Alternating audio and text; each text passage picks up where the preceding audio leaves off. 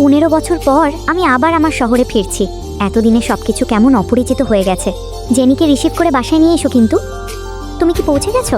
ইয়াশ কিন্তু স্টেশনেই আছে, একটু খোঁজে নিও ওকে প্লিজ। আরে কি করলেন এটা? তোর দিনটাই খারাপ করে দিল।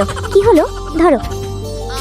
বাই দ্য ওয়ে, তোমাকেই তো রিসিভ করার কথা ছিল মেবি। কে ওই ইয়াশ নাকি? তুমি ওই তো নাকি? হ্যাঁ, তাহলে চলো। ইয়াশ? হ্যাঁ, আমিই সেই যার নাম বললে। কি বলছো এসব? এখন এই সিদ্ধান্ত নিলে ওর ক্ষতি হবে।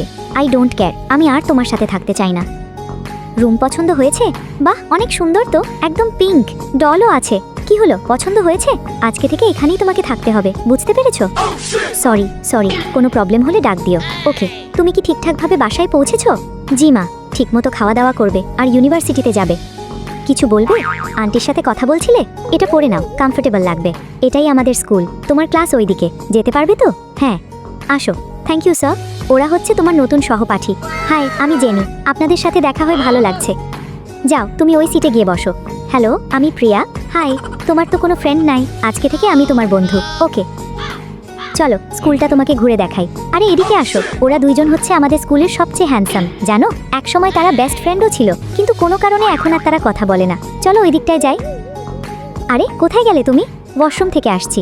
নাও ক্লাসের আইডি কার্ড, এটা সবসময় সাথে রাখবে। ওকে, ক্লাস টাইম হয়ে যাচ্ছে। ওই, আরে কি হলো? সরি, কি হলো? আর চোখের কোণায় পানি কেন? কিছু না, টিভি দেখে ছোটবেলার কথা জাস্ট মনে পড়ছিল। এগুলো না ভেবে ডিনার করে তাড়াতাড়ি ঘুমাও, আমি আসি।